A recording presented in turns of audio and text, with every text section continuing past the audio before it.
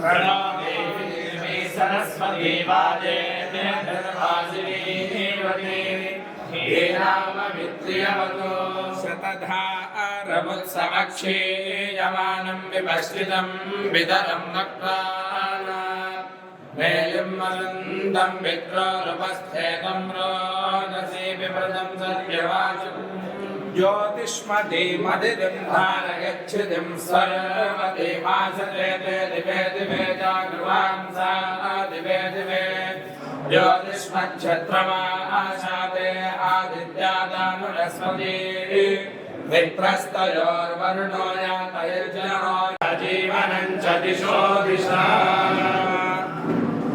दिशाराधनमुहूर्तस्य मुहूर्तो विश्वे देवासो हरिवोचतामे देवी शरणवेदनक्षणो विश्वे देवासो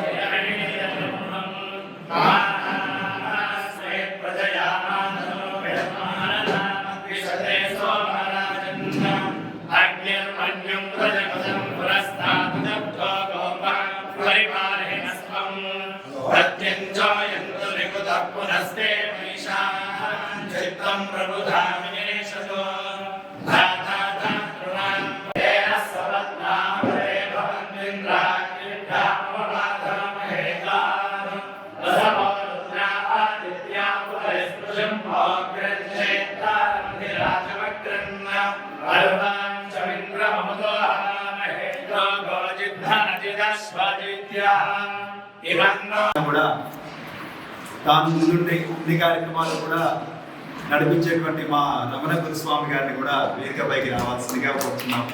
వారిని కూడా అట్లాగే ఇక్కడ బ్రాహ్మణ సంఘాల్లో సుపరిచితులు మహబూబ్నగర్ కోర్టు జిల్లా కోర్టు సూపరింటెండెంట్ క్రాంతి కిరణ్ గారిని కూడా వేదికపైకి రావాల్సిందిగా కొంతమందికి ఇస్తూ వస్తున్నాము. ఈ సంవత్సరం కూడా కొంతమందికి ఇస్తే బాగా ఉంటుంది అని చెప్పని ఒక వారం రోజుల మీద దీన్ని అనుకోవడం జరిగింది. అప్పుడు మన ప్రాంతీయ వాళ్ళు ఉన్నారు కదా వేద పండితులు, వాళ్ళకు మనం సన్మానం చేస్తే బాగా ఉంటుంది అనేటువంటి సత్సంకల్పంతో ముందుకు వచ్చేస్తే మా వాళ్ళంతా కలిసి కూడా చాలా బాగా ఉంటుంది, ఈ కార్యక్రమానికి ముందుకు సాగాలి అనేటువంటి భావంతో ముందుకు వచ్చేసి ఈ కార్యక్రమాన్ని ఈరోజు ఏర్పాటు చేయడం జరిగింది. ఇందులో ముఖ్యంగా మేము 5గురిని మాత్రమే ఎన్నుకున్నాము. 5గురిలో కూడా ప్రస్తుతానికి ఇద్దరు ఆప్షన్గానే ఉన్నారు. మరి వాళ్ళు వచ్చేవారికి ఆలస్యం అవుతుందా లేక విధానంగా వస్తారా అనేటువంటి కొద్దిగా అనుమానాస్పదంలో ఉంది. మరి వచ్చినట్టు వారు కూడా కాలయాపన అవుతుంది కాబట్టి ఈ ఉగాది పురస్కారాల కార్యక్రమాన్ని ఆరంభం చేస్తున్నాము. సత్కరించుకోవడం అనేది సంస్కృతిని మనం గౌరవించుకున్నట్టే. మంచి నిర్ణయం తీసుకున్నారు వంశీ కానీ నిర్వాహకులు కానీ. ఈవేళ మనందరికీ మంచి అదృష్టమైనది రాలేకపోయిండొచ్చు. ఏదైనప్పటికీ మన కార్యక్రమాల్లో అందరూ కూడా ఉత్సాహంగా పాల్గొని మనం చేసే ఏ కార్యక్రమమైనా జయప్రదం చేస్తే మన వచ్చిన పండితోత్తములకి వేద పండితులు వేద పురుషులకి అందరికీ మరోసారి నమస్కారంతో నాకు అవకాశం ఇచ్చినందుకు ధన్యవాదాలు. చూడడానికి ఆ పాఠశాల పిల్లలకు పర్లేదని చూద్దామంటే కూడా కుదురు కలగలేదు, క్షమించాలి గురుగారు. అనుకోకుండా ఈరోజు సందర్భం వచ్చింది కనుక ఈ సందర్భంగా వేద పండితుల ఆశీర్వాదం తీసుకోవాలనే ఉద్దేశంతో ఈరోజు ఇక్కడ జాయిన్ నాకు మంచి సందర్భంగా ఇలాంటి పెద్దలు ఎప్పటికీ మాట్లాడుతూ ఉంటారని చెప్పి అందరికీ నమస్కారం. Thank you.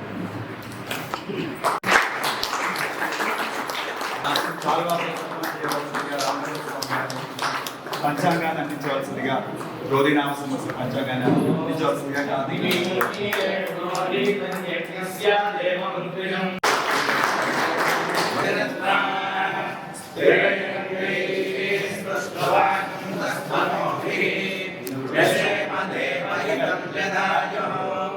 స్వస్తి న ఇంద్రో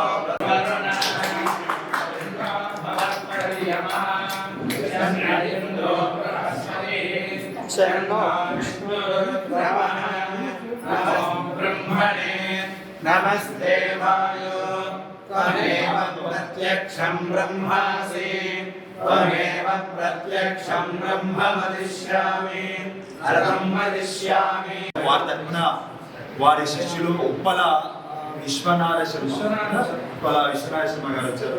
కూర్చోండి కూర్చో మీరు ఇవ్వండి కానీ ఇప్పుడైతే కూర్చో. గురుగారికి మర్యాద ఇచ్చేవాడు, నువ్వు కూడా గురుగారికి సమానమే.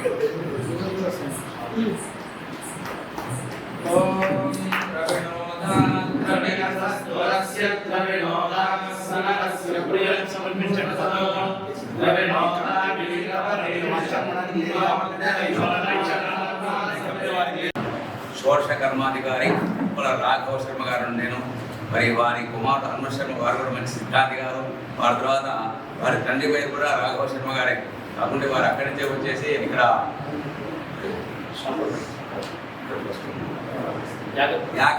యాకత్పురంలో వాళ్ళకి అసలు బంధుత్వం సంబంధం ఉంది కాబట్టి అక్కడ వచ్చాడు. అక్కడి నుంచి పాపం కష్టపడుతూ షాపూర్ నగర్ వెళ్ళేసి షాపూర్ నగర్లో ఉంటూ వీళ్ళందరూ వివాహాలు కలిసి ఈ మధ్యలోనే కాలం చేశారు. అలాంటి అనంతగిరి అక్కడి నుంచి వేదం ఆరంభం చేసుకొని మరి వర్గాల్లో విద్యాభ్యాసం చేసి వర్గంలోనే పండితుడిగా అక్కడ ఒక కొన్ని సంవత్సరాలు వేద పాఠశాలలో పనిచేసి ప్రత్యేకంగా కూడా ఇప్పుడు ఇంట్లోనే పెట్టుకుంటానటువంటిదో పెట్టుకున్నటువంటి వారు 2 మంచి వాక్యాలందరూ కూడా చెప్తారంటున్నారు.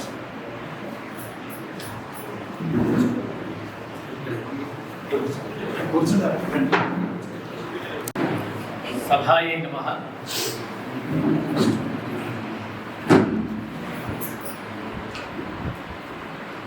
యో దేవస్య విదాస్మాకం ధియో ధర్మాది గోచరాః ప్రేరయేత్తస్య యద్భర్గః తద్వరేణ్యం ఉపాస్మహే.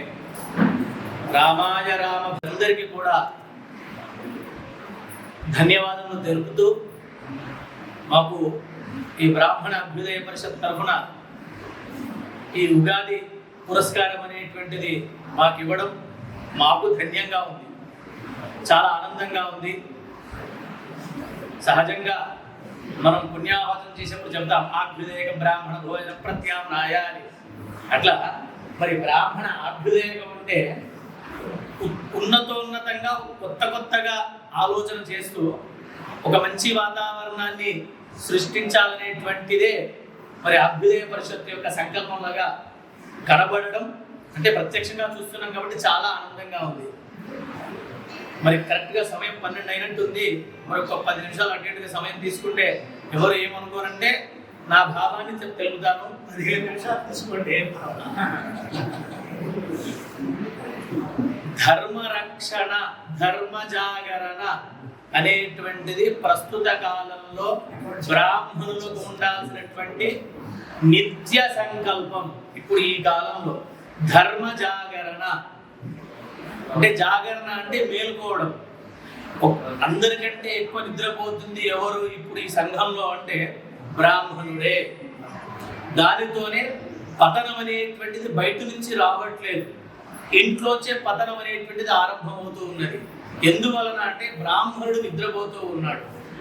నిద్రపోతున్నాడంటే ఏదో పరపేసుకొని మంచం వేసుకొని చాపేసుకొని పడుకుంటున్నాడు అనేటువంటి భావన కాదు.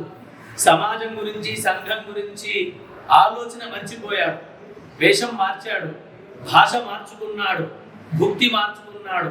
దానితో ఏమవుతుంది అంటే వాక్కు శుద్ధి అనేటువంటిది పూర్తిగా లోపించింది. ఎవరికి లోపించినా బ్రాహ్మణుడికి వాక్కు అనేటువంటిది ఆభరణం. వాగ్భూషణం భూషణం అంటే అందరిది అది కనబడదు. ఒక బ్రాహ్మణుడి యొక్క వాక్కు మాత్రమే నిజంగా ధరించిన భూషణంలాగా కనబడుతుంది. మరి ఆ వాక్కులో శక్తి లోపించింది అంటే బ్రాహ్మణుడు నిద్రపోతూ ఉన్నాడు. జాగరణలాగా ఉండాలి. వీరి తాతలు కాబట్టి ఉదాహరణగా పక్కనున్న వాళ్ళ గురించి చెప్తాను. వీరి బాల్యంలో పౌరోహిత్య వృత్తి అన్న ముందు భయం భక్తి ప్రధానంగా ఉండి ఈ కార్యాలు చేసేవాళ్ళు. ఇప్పుడు ఈ కాలంలో భయం భక్తి అనేటువంటిది బ్రాహ్మణుడికే లేకుండా పోయింది. ఎలా అంటే గణపతి పూజ ఉంది కాస్త వెళ్తావా అంటే మనం సెల్ ఫోన్లలో ఫేస్బుక్లలో చూస్తున్నాం. క్రికెట్ మ్యాచ్ చూస్తూ బ్రాహ్మణుడు పూజ చేస్తూ ఉంటాడు. పెళ్లికి వెళ్తే తాను ముచ్చట్లు పెట్టుకోవాలంటే సన్నాయి మేళం వాయించండి అంటాడు. తాను ముచ్చట్లు పెట్టుకోవాలి అంటే తాను ఎక్కడికి పోతున్నాం, మనము ఎక్కడి దాకా వచ్చేసాం. ధర్మానికి విఘాతం కలిగించే వాళ్ళలో మొట్టమొదటి కూడా నా అభిప్రాయం ఇది.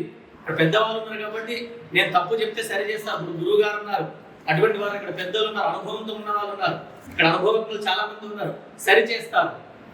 ఏంటంటే విఘాతం కలిగించే వాళ్ళమే మనం ఉన్నాము.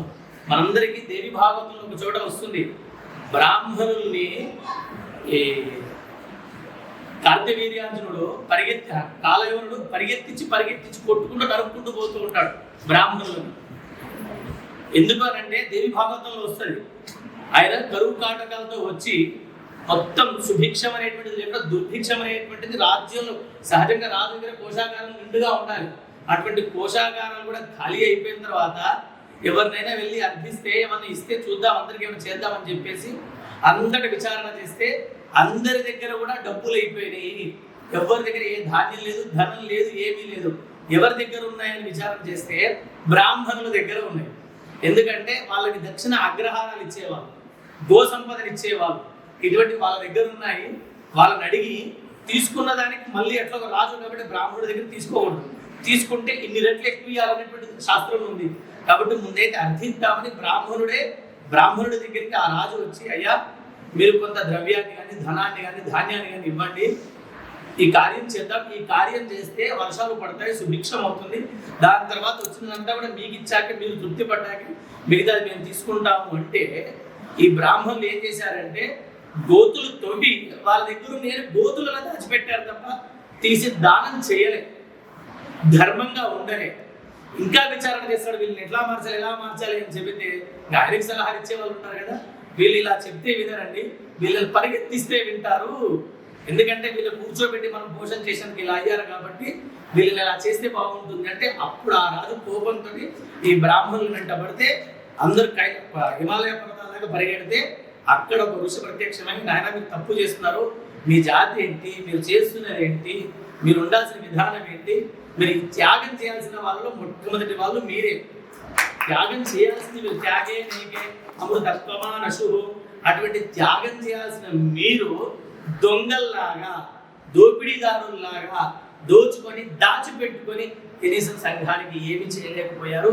ఇది మీకు చాలా దోషమయ్యా, మీరు ఇప్పటికైనా మారండి అని చెప్పేసారంటే ఆ పెద్ద మనిషి చెప్పిన దాన్ని విని మళ్ళీ వెనక్కి వచ్చి ఆ రాజుకి ఇచ్చి యజ్ఞయాగాది క్రతువులు చేస్తే ఆ దేశం అప్పుడు దేశం సుభిక్షంగా ఉండేది. ఇటువంటి వాతావరణంలో మనం ఉండాల్సిన వాళ్ళము. ఇప్పుడు ఆ కాలంలో ఆ హైహేయులు అనేటువంటి వాళ్ళు ఎలా ఉన్నారో ఇప్పుడు అటువంటి వాతావరణంలో మనం ఉన్నాం. లోక కళ్యాణార్థం వర్షాలు పడాలని అందరికీ జపం చేద్దాము, వస్తారంటే ఏమిస్తారు అని అడుగుతున్నాం. తప్పైతే మన్నించండి. అయ్యా లోక కళ్యాణం కోసం సామూహిక ఉపనయనాలు చేద్దాం, తలా ₹1 వేసుకొని చేద్దామని అంటే నాకేమైనా దక్షిణ ఇస్తారా అనుకుంటుంది. సంకల్పమే లోక కళ్యాణం కోసం, కానీ ఆలోచన మాత్రం నా హితం, నాకేమిస్తారు, నేను కృషితో నాస్తి దుర్భిక్షమని నేను పాటించేది. దాన్ని ఒక ఆయన చదివాడు, కృషితో నా ఆస్తి దుర్భిక్షమైందని చదివాడు. అంటే బ్రాహ్మణుడే దానికి ఎలాగైనా మలుచుకునేటువంటి వాతావరణం చూడండి. కృషితో నా ఆస్తి ఎంత దుర్భిక్షమైంది అన్నారు. దాని అర్థం అది కాదు, కృషితో నాస్తి దుర్భిక్షం, కృషి ఉంటే అటువంటి వాడికి దుర్భిక్షం అనేటువంటిది ఉండదు అని. మనం మరీ పాటించాల్సింది మన బ్రాహ్మణత్వాన్ని, మన బ్రాహ్మణ లక్షణాన్ని. మనం బ్రాహ్మణ లక్షణాలకి చాలా దూరం అవుతూ ఉన్నాం. ఒక సందర్భంలో ఇంద్రుడు మంచి ఇలాంటి ఇంద్రసభ ఏర్పాటు చేసుకొని అందరినీ కూర్చోబెట్టుకొని విచారణ చేస్తూ ఉంటాడు. 14 లోకాలు ఎలా ఉన్నాయి, ఎక్కడి నుంచి ఏమేమి వర్తమానాలు వచ్చాయి, ఎవరో రాయబారాలు తీసుకొచ్చారని అందరినీ కూర్చోబెట్టి విచారిస్తూ ఉంటే అందరూ ఉత్సాహంగా చెప్తూ ఉంటారు, కానీ ఒక్కవైపు మాత్రం మౌనంగా ఉండి చాలా అట్లా గంభీరంగా ఉండి చూస్తూ ఉంటారు. చూస్తుంటే అందరూ మాట్లాడుతూ ఉంటే మీరు ఒక్కరు ఇలా ఉన్నారు ఏంటి, ఏమైంది అనుకొని అటు విచారణ చేయమని చెప్పి ఆయన దూతలు పంపుతాడు. పంపితే మిగతా వాళ్ళంతా ఎంత కావాలో అంతే ఆవిర్భాగాలు పంపించారు. ఇక్కడున్న వాళ్ళు మాత్రం భూలోకంలోంచి సమృద్ధిగా ఆవిర్భాగాలు పంపించారు, కాబట్టి వాళ్ళు అలా ఉన్నారు అన్నాడు. అనగానే ఇంద్రుడికి ఒక శంక, అంటే లోపల ఆలోచన వచ్చింది. ఇప్పుడు ప్రస్తుతం భూలోకంలో కరువు కాటకాలతో ఉండాలి కదా, ఇంత ఆవిర్భాగాలు పంపించారు, ఎక్స్ట్రా పంపించారు, ఇంత వచ్చిందంటే వీళ్ళకి ఎట్లా వచ్చింది ఈ సంపద అని చెప్పేసి ఆయన ఆలోచన చేస్తూ ఉంటే ఎవరిని అడగాలి, అడిగితే పెద్దవాళ్ళని అడగాలి. అక్కడ ఉన్నటువంటి దేవతల గురువు అయినటువంటి బృహస్పతిని పిలిచి, గురువుగారు సహజంగా ఇప్పుడు నేను అక్కడికి పంపించాలి ఏమన్నా, ఈ కరువు కాటకాలతో ఉన్నటువంటి దాంట్లో నేను వాళ్ళకి ఏదైనా ఇస్తేనే వాళ్ళ బుద్ధి గడవాలి, అటువంటిది వాళ్ళు నాకు ఇంత పంపించారు. ఏం జరిగింది అక్కడ అంటే ఆ దేవతల గురువైనటువంటి బృహస్పతి అంటాడు, నాయన నువ్వు అన్నట్టుగా కరువు కాటకాలు ఆరంభమయ్యాయి ఉన్నాయి, కానీ భూలోకం మీద గౌతముడు ఉన్నాడు. ఆ గౌతముడు నిత్య గాయత్రి జపం చేస్తూ తానున్నటువంటి ఆశ్రమాన్ని, ఆ ఆశ్రమం ద్వారా తన ప్రాంతాన్ని సుభిక్షంగా ఉంచుకుంటూ ఆ గాయత్రి మంత్రాన్ని మాత్రం వదలకుండా బలంగా పట్టుకొని ఉన్నాడు. కాబట్టి ఆ ప్రాంతం అంతా సుభిక్షంగా ఉంది. అక్కడ వాళ్ళు ఈ హవిర్భాగాలు పంపిస్తూ ఉంటే మనం తీసుకుంటూ ఉన్నాము అన్నారు. సహజంగా యజమానికి నచ్చింది ఉంటే కనుక ఏదో ఒక రకంగా లోపం వెతకాలి. కాబట్టి అట్లా ఎట్లా ఉంటుంది? గాయత్రి జపం చేస్తే వస్తుందా? అంత సుభిక్షంగా ఉంటుందా? అంత వాతావరణం ఉంటుందా?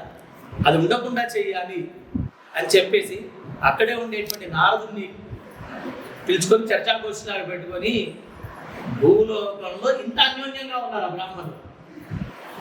ఇంత అన్యోన్యంగా ఉంటేనే గాయత్రి జప ప్రభావం కనబడాల్సింది, ఒక్కడు చేస్తే కనబడేది కాదు కదా. ఇంత అన్యోన్యంగా బ్రాహ్మణులు ఉన్నారు, ఏంటో ఒకసారి తెలుసుకుని రా అని చెప్పేసి నారదుని భూమి మీదకి పంపిస్తారు. సహజంగా నారదుడు అంటే నారద అంటే ఎక్కడైతే దుష్ట శిక్షణ చేయాలనో శిష్ట రక్షణ చేయాలనో అక్కడికి వచ్చి మేలు కొలిపి ఆయన వెళ్తాడు. అటువంటిది గౌతముడి దగ్గర ఆశ్రమానికి నారదుడు వచ్చాడు. రావడంతో వచ్చినటువంటి వారు నారద మహర్షి సామాన్యుడు కాదు, ఆయన సహజంగా ఎదుర్కోవాలి. గౌతముడు ఆయన ఆశ్రమం ఉన్న బ్రాహ్మణులందరూ ఆయన ఆశ్రయించున్న వాళ్ళంతా కూడా ఎదుర్కొని తీసుకొని వచ్చి ఉన్నతాసనం వేసి కూర్చోబెట్టి అర్ఘ్యపాద్యాలను నడిపించిన తర్వాత సహజంగా ఒక వ్యక్తి వచ్చారంటే, ఇప్పుడు ఇక్కడికి ఎవరైనా వచ్చారంటే మొట్టమొదటిగా మాట్లాడాల్సింది అధ్యక్షుల వారితో, ఇక్కడున్న మనతో కాదు. అట్లాగే ఆ నారదుడు కూడా ఏం చేశాడంటే అక్కడ ఉండేటువంటి ఆశ్రమాల గురువులు బ్రాహ్మణులు అందరూ అక్కడ వచ్చి ఇట్లా కూర్చున్నారు, మనలాగే కూర్చొని ఉన్నారు. నారదుడు ఎదురుగా కూర్చొని గౌతముడితో అడిగాడు, అయ్యా గౌతమ, ఎంత గొప్పవాడివయ్యా నువ్వు, దేవతలు కూడా ఆశ్చర్యపోయేంత శక్తి నీలో దాగుని ఉందయ్యా, ఏం చేస్తున్నావయ్యా ఇక్కడ అని అడిగాడు. అంటే ఆ గౌతముడు అన్నాడంట, నేను ఏమి చేయట్లేదండి, ఎవరిని ఆశ్రయించాలో వారిని ఆశ్రయించిన, మిగతా వాళ్ళతో నాకేం పని, నేను ఎవరిని ఆశ్రయించాలి, వేదమాతను ఆశ్రయించాలి, గాయత్రి మాతను ఆశ్రయించాలి, గాయత్రి మాతను తప్ప నేను ఇంకెవరిని ఎరగనయ్యా, నాకు ఎవరు తెలియదు, నేను గాయత్రి మాతను మాత్రమే ఆశ్రయించాను అన్నాడంట. ఇప్పుడు వీరు అన్నారు అంటే మనందరినీ కలుపుకొని అన్నట్టే కదా. అక్కడ ఆ గౌతముడు కూడా అందరినీ కలుపుకొని మేము గాయత్రి మాతను ఆశ్రయించాము అన్నాడంట. దానికి ఇక భూలోకంలో పుట్టాల్సింది పుట్టింది ఏంటి? మనమందరం జపం చేస్తే, మనం గాయత్రి జపం చేసి ధార పోస్తే ఆయన వచ్చి గౌతముడితో మాట్లాడి క్రెడిట్ అంతా ఎవరికి పోయింది? ఇప్పుడు గౌతమునికి పోయింది. ఇది అన్యాయం కదా. ఇప్పుడు వచ్చిన వాళ్ళు ఎవరితో మాట్లాడాలి? అందరితో మాట్లాడాలి, అందరినీ మెచ్చుకోవాలి, అందరికీ సన్మానం చేయాలి. కానీ వచ్చినటువంటి వాడు మనందరికి అవమానం జరిగేట్టుగా, గౌతమ నువ్వు చేస్తున్నటువంటిది సామాన్యమైంది కాదు, నువ్వు చేసినటువంటి దానికి లోకం ఎంత సుభిక్షంగా ఉంది, దుర్భిక్షంలో కరువు కాటకాల్లో కొట్టుకొని పోవాల్సిన ఈ భూలోకంలో ఈ బ్రాహ్మణులకి మాయమైపోవాల్సినటువంటి వాతావరణంలో నువ్వు కాపాడుకుంటూ వచ్చావనంటే ఆయన ఒక్కరినే, మనల్ని ఎవరిని అనలేదు. కాబట్టి ఈయనకు వచ్చిన కీర్తిని పడగొట్టాలి. ఇది చూడండి, మన బ్రాహ్మణులకు ఎట్లాంటి బుద్ధులు పుడతాయో, ఈయనకు వచ్చిన కీర్తిని పడగొట్టాలి. ఆ పడగొట్టాలి అనేటువంటి దురుద్దేశం చేత గౌతముడికి ఇవేమి తెలియదు. గౌతముడు ఏమనుకుంటున్నాడు? అందరూ కలుపుకొని చెప్తున్నారు, అందరూ నా వాళ్ళే, అందరూ నా కుటుంబ సభ్యులు, అందరం చేసింది లోక కళ్యాణం కోసం, అందరూ లోకా సమస్త సర్వేజనా అనుకుంటూ రోజు చెప్పే దాంట్లో ఇంత కలుపుగోలుగా నేనున్నాను అనేటువంటి దృష్టితో ఆయన ఉన్నాడు. కానీ మిగతా వాళ్ళు అట్లా లేరు. ఈయనకు ఏదైనా పాపాన్ని అంటగట్టాలి, ఈయనంతట ఈయన శక్తిహీనుడు కావాలని చెప్పేసి అందరూ కలిసి ఒక మాయా గోవును సృష్టిస్తారు. ఆ మాయా గోవును సృష్టించి గౌతముడు అగ్నిహోత్రం చేసుకుంటూ ఉంటే ఆ దర్భలు ఇట్లా తీసి అగ్నిహోత్రం ఇట్లా వేస్తూ ఉంటే ఆ గోవు వెళ్ళి ఆ దర్భలు తినేటట్టుగా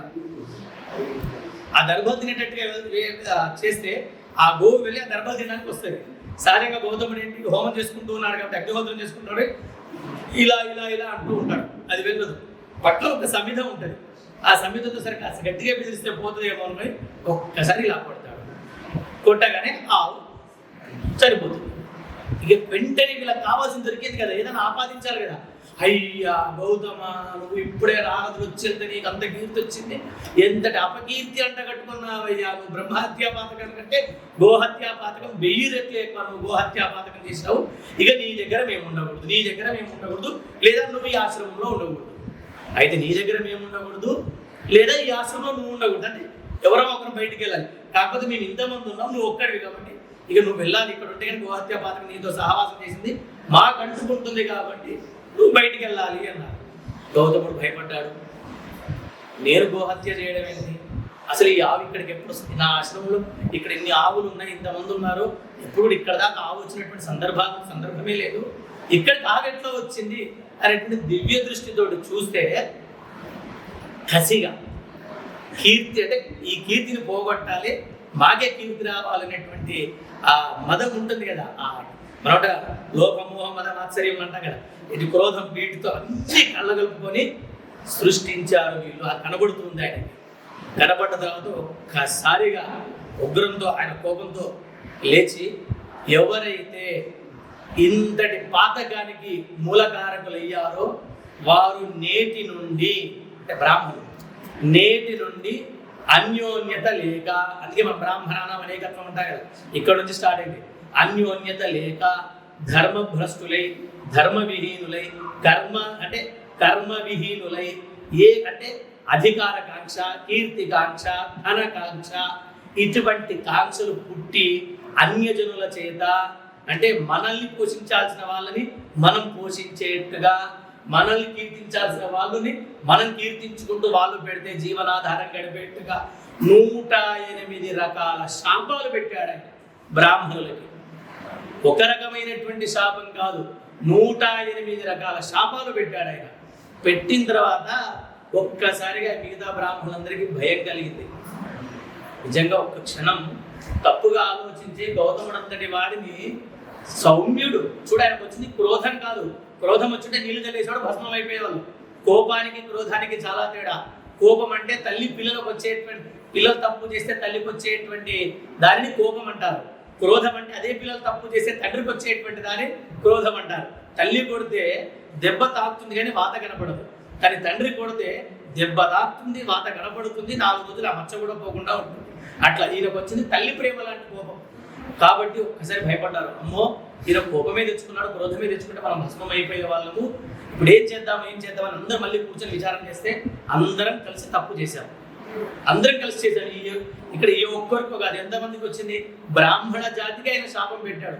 కాబట్టి ఇప్పుడు ఏమి చేయాలన్నా ఆయనే చేయాలని చెప్పేసి అందరూ సాష్టాంగ నమస్కారాలు చేసి, అయ్యా గౌతమ, మా వల్ల పొరపాటు జరిగింది, మేము నీకు వచ్చిన కీర్తిని దురుద్దేశం చేత నీకు తగ్గించాలి, మేము గాయత్రి జపం చేస్తే నీకు కీర్తి వచ్చింది కాదు, ఇప్పుడు అసలు దీనికి మూలమే నువ్వు చేస్తే నేను ఇక్కడికి వస్తే మాకు ఆశ్రయం ఇచ్చావు, అసలు మూలమే నువ్వు కదా, అటువంటి నీకు ఈ అపకీర్తి చేద్దామని మేము ఇట్లా తప్పు చేసాము, మమ్మల్ని మన్నించు అంటే గౌతముడు వాళ్ళందరికీ 2 చేతులు జోడించి నమస్కారం చేసి చెప్తాడు, నేను ఆవేశంతో అన్నది కాదు, అనాలోచితంగా మాట్లాడింది కాదు.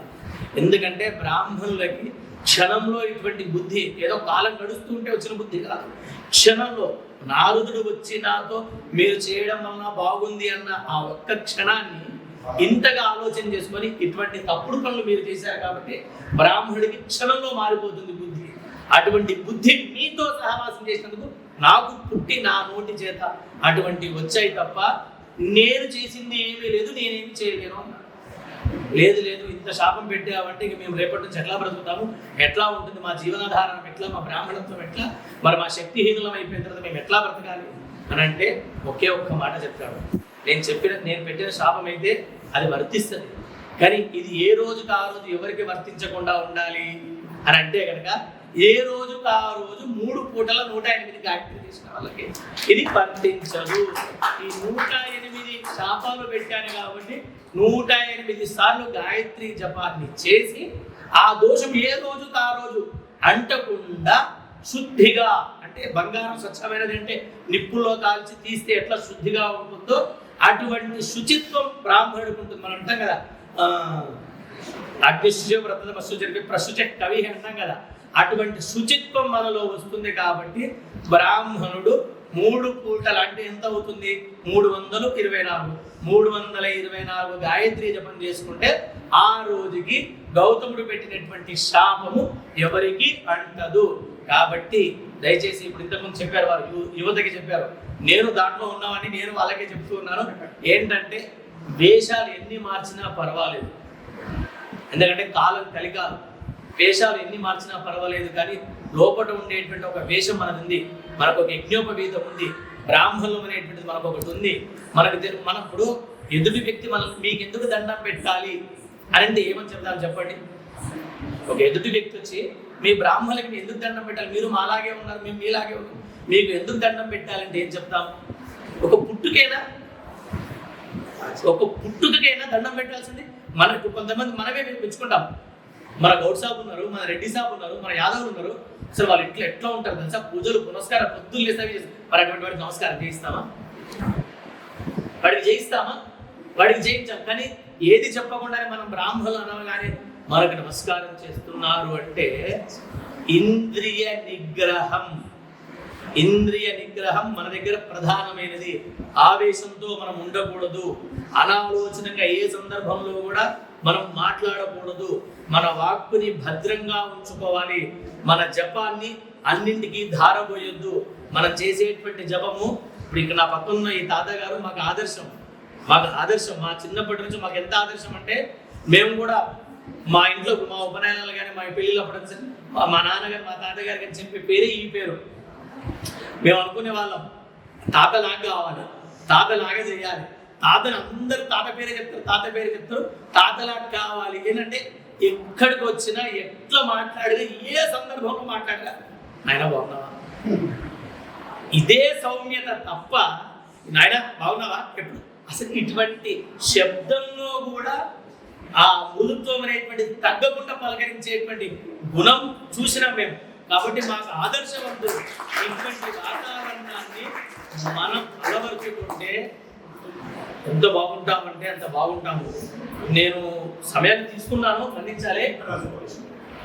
మన బ్రాహ్మణులకి పెళ్లిళ్ళు కావట్లేదు అనేటువంటి మాట మనం అంటూ ఉన్నాం, వింటూ ఉన్నాం, చూస్తూ ఉన్నాం. ఇది నిజమా అబద్ధమా? మరి ఇంతమంది నా ఎదురుగా ఉన్నారు, ఎవరు చెప్పట్లేదు. ఇది నిజమా అబద్ధమా? అబద్ధం, ఖచ్చితంగా అబద్ధం. ఎందుకనంటే గుళ్ళో చేసే అర్చకుడిని పిల్లలు చూద్దాం, నాయన ఎంత సంపాదిస్తున్నాం అంటే ఏమి ఇస్తారండి, 8,000 ఇస్తారు, మొత్తం రోజంతా ఉండమంటారు. పొద్దున్న రావాలి, 6 గంటలకు రావాలి, 9 గంటల దాకా ఉండాలి, సాయంత్రం 6 గంటలకు రావాలి, 8 గంటల దాకా ఉండాలి. ఏమొస్తాయండి అని అంటారు. నిజంగా రావా? నిజంగా బయట సంపాదించట్లేదా? 4కి ఎందుకు దరిద్రాన్ని అంటగట్టుకుంటున్నాం? అయ్యా నాకు ఇక్కడ 8,000 ఇచ్చినా నేను బయట నెలకు 4 కార్యక్రమాలకు పోతే నాకు 40,000 వస్తాయి, 50,000 వస్తాయి. నిజం చెప్పే బ్రాహ్మణుడు కనపడుతున్నాడా? ఇదంతా వదిలేయండి. ఎక్కడున్నాడు? ఆంజనేయ స్వామి గుళ్ళోనో అమ్మవారి గుళ్ళోనో ఉన్నాడు. వాళ్ళని వీళ్ళని నమ్ముకోవడం కంటే అమ్మ నీ దగ్గర ఇదే 3 గంటలు, సాయంత్రం 2 గంటలు నిన్ను పట్టుకొని కూర్చుంటామ్మా, నాకు ఏ పిల్లని ఇప్పిస్తావు, నేను నిన్ను నమ్ముకుంటాను, నువ్వు నాకు పిల్లని ఇప్పియమ్మా, నా పెళ్లి చేయమంటే ఆమె చెయ్యదా? ఏమీ లేదు.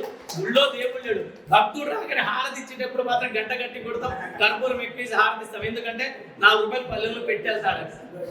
లోపల ఉన్న దేవుణ్ణి వాడికి చూపిస్తున్నాం, కానీ మన కళ్ళతో మనం దేవుణ్ణి చూడట్లేదు. మన కళ్ళతో మనం దేవుణ్ణి చూద్దాం. మన కళ్ళతో మనం దేవుణ్ణి ఎప్పుడైతే చూస్తామో మన బ్రాహ్మణులకి ఏది కావాలనో అది వెతుక్కుంటూ వస్తాయి. ఇప్పుడు ఇక్కడ ఎదురుగా కూర్చున్న మా బాబాయ్ కూడా మాకు ఆదర్శం.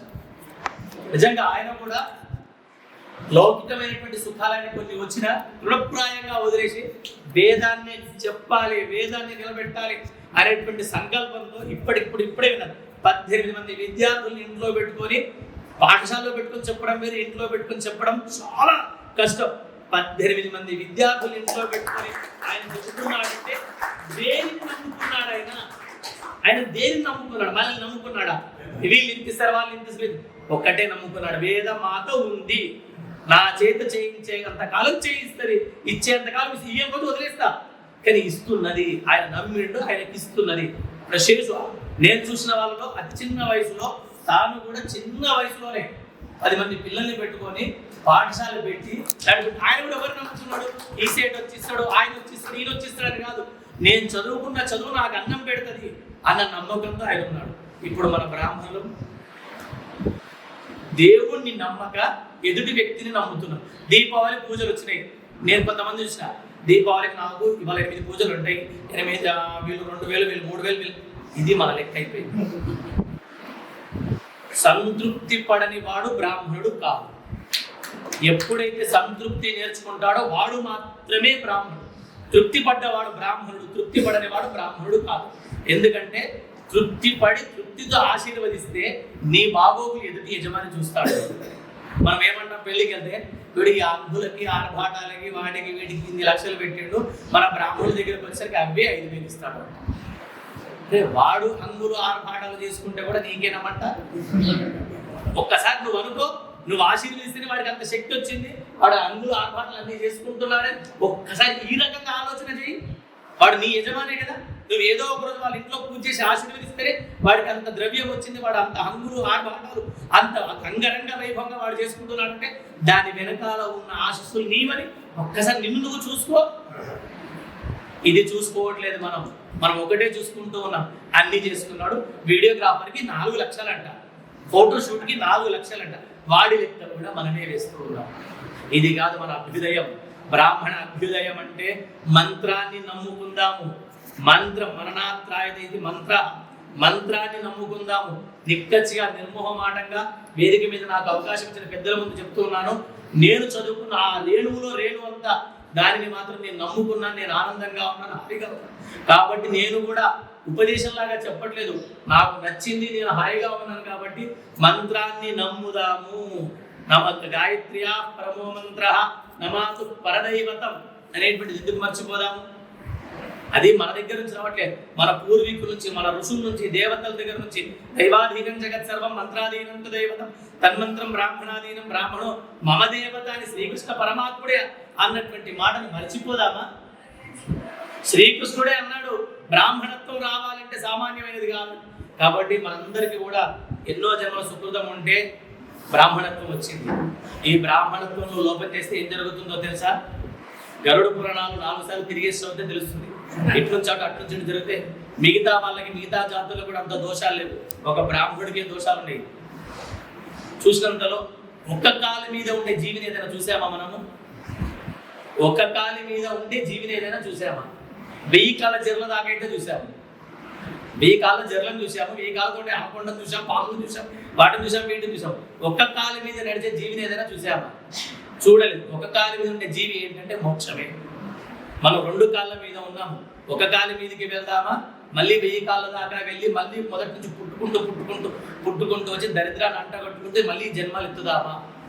ఇక్కడ ఒక్కచోట ఆలోచన చేయాల్సింది ఏంటంటే, మంత్రాన్ని పట్టుకొని స్మరణ చేస్తే, మంత్రాన్ని వదలకుండా మనం ఉంటే కనుక నెక్స్ట్ ఒక పాదం అంటే డైరెక్ట్గా నేరుగా ఆయన దగ్గర ఉండేటువంటి ముక్తి మార్గమే మనకు వస్తుంది. కాబట్టి అటువంటి వాతావరణాన్ని మనందరికీ రావాలని పెద్దల ముందు నాకు అవకాశం ఇచ్చారు.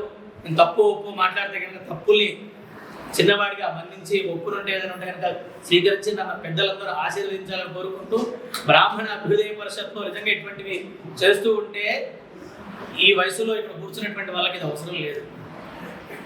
కేవలం మనల్ని ఉత్సాహపరచాలని, ఎక్కడ మన జాతిలో లోపం జరుగుతుందేమో, ఎక్కడ వీళ్ళు మళ్ళీ ఎటువంటి దారులు పడతారో అన్న లోపట ఉండేటువంటి ఆ మన మీద ఉండేటువంటి భయం.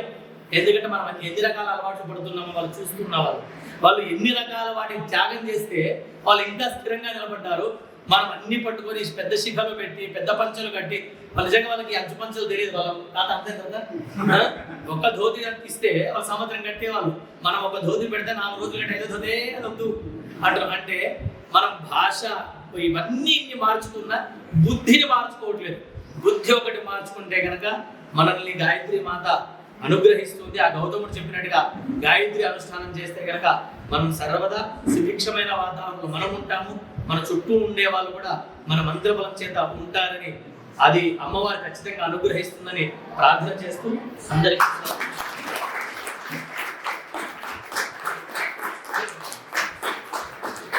విధానాన్ని ఇంత చక్కగా ఆయన కొటేషన్స్ ఇస్తూ ఇంత బాగా చెప్పడం నిజంగా చాలా సంతోషం.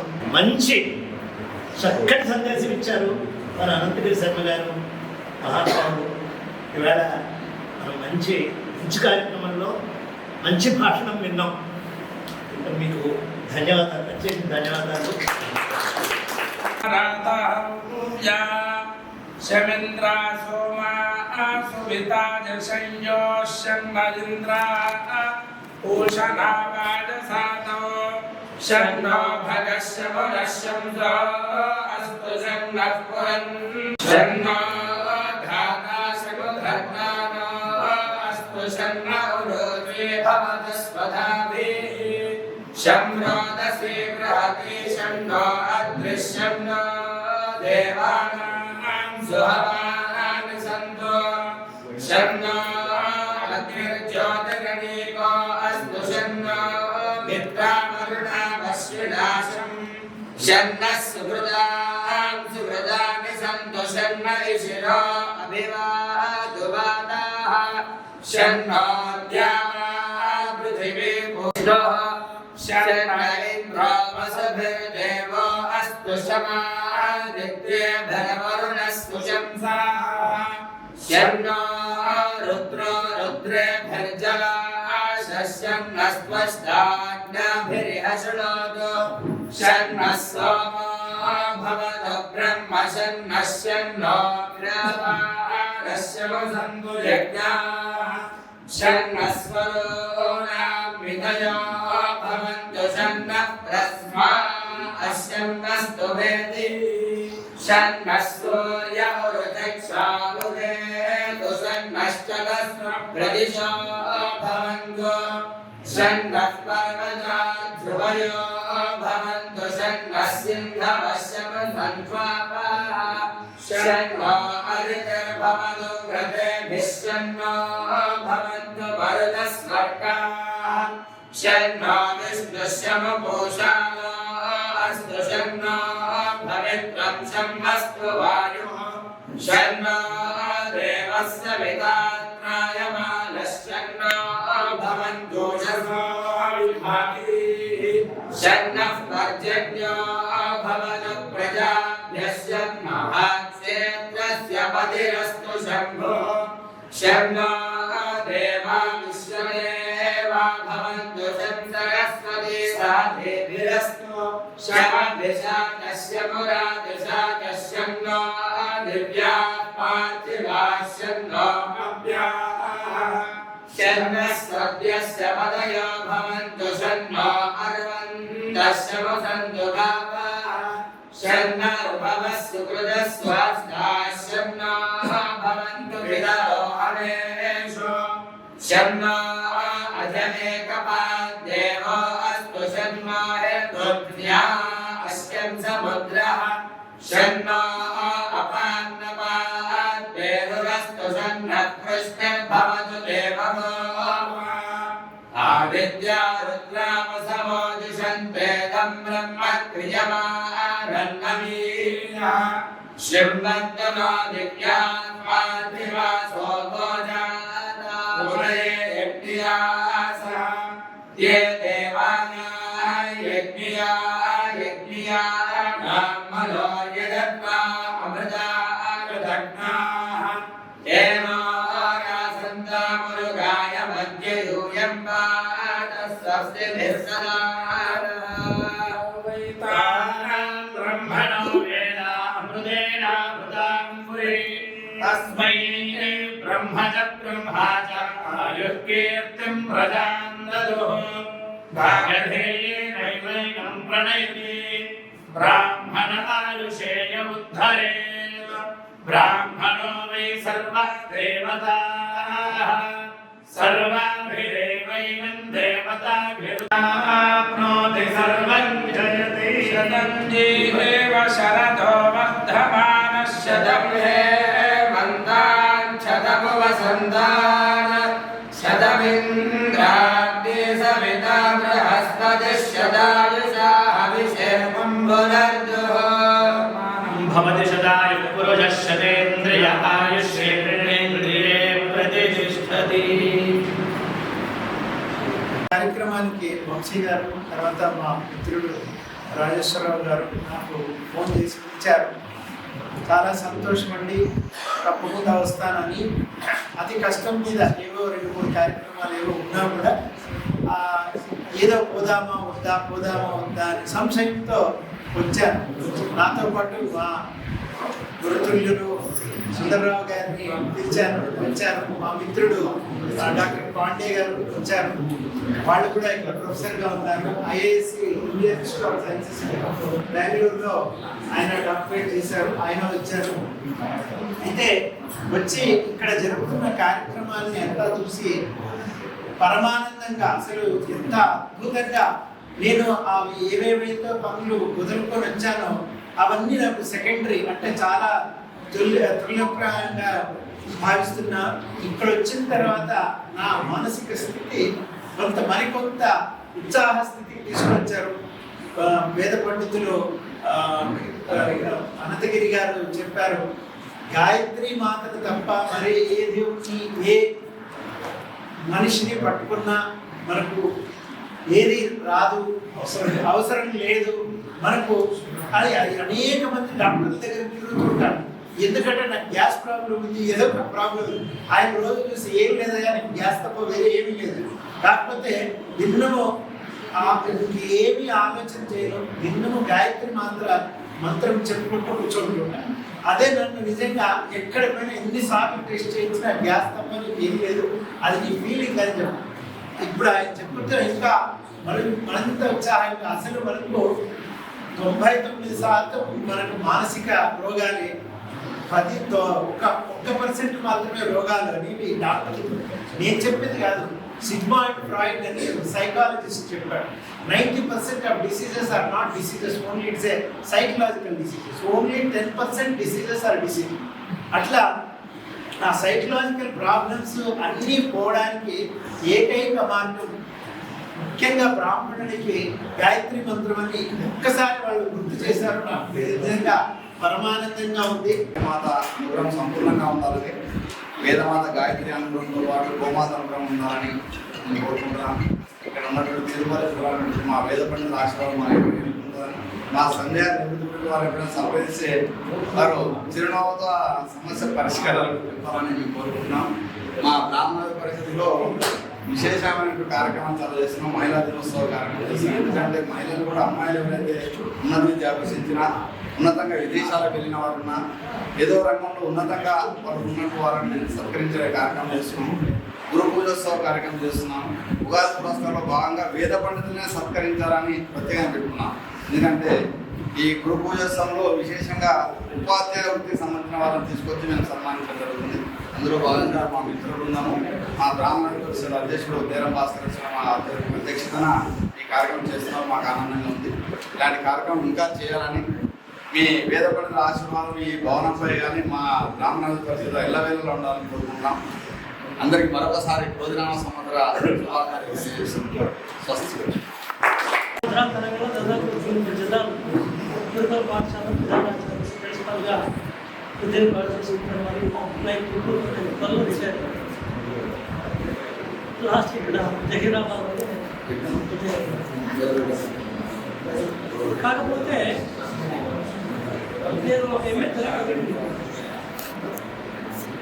చదువుకునేటప్పుడు తెలుగు సాహిత్యం మీద అభిమానం, తెలుగు సాహిత్యము, తెలుగు కవులు, కవుల చరిత్ర, ఇవన్నీ అప్పుడు బొల్లపాటి శ్రీరామూర్తి గారని పెద్ద పెద్ద ఆనందం దగ్గర సంతానం ఉండేవారు. వాళ్ళ ఆశీర్వాదంతో చదువుకున్నా ఏదో ఉద్యోగం, మరి లౌకికమైన కార్యక్రమం తప్పదు కదా, ఉద్యోగం చేయడం. కానీ అప్పటి నుంచి ఇప్పటి వరకు మహాభారతం అని, తర్వాత భాగవతం అని, వేదవ్యాసం అని, కవిత్వం అని ఏదో కొంచెం చదువుకుంటాం. అంటే పాఠం చెప్పడానికి కోసం చదువుకోవాల్సింది. నేను తెలుగు టీచర్ని, ప్రిన్సిపాల్ అయినా ఒక క్లాస్ తీసుకుంటుండేవాడిని.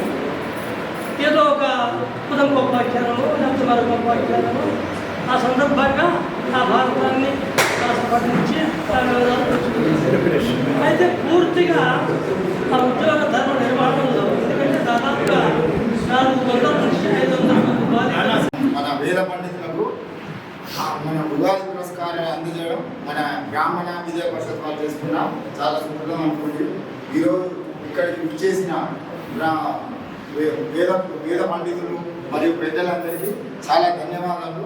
మేము ప్రతి సంవత్సరం ఇలాగానే ప్రతి సంవత్సరం ఈ కార్యక్రమం చేస్తూనే ఉన్నాము. మళ్ళీ సంవత్సరం కూడా ఇలానే ఇంకా కొద్దిగా ఎక్కువ జరుపుకొని మీ అందరి ఆశీస్సులు అందరికీ ఉండాలని చెప్పి మా బ్రాహ్మణ విద్యా పరిషత్ సభ్యుల తరఫున సెలవు తెలియజేస్తున్నాము. మరియు మేము ఫ్యూచర్లో చేసేటువంటి కార్యక్రమాలను మీరు ఈ విధంగానే మీ ప్రోత్సాహం లభిస్తే మేము ఇంతకంటే పెద్ద కార్యక్రమాలు కూడా చేస్తాము. మా సంఘాన్ని కూడా ఉన్నతంగా తీసుకెళ్ళాలని చూస్తున్నాము.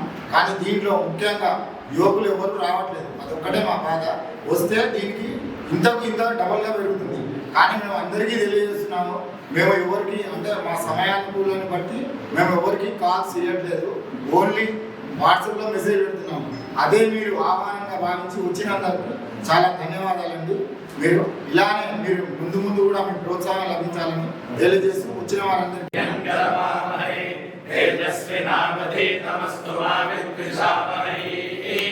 ఓం శాంతి శాంతి శాంతి.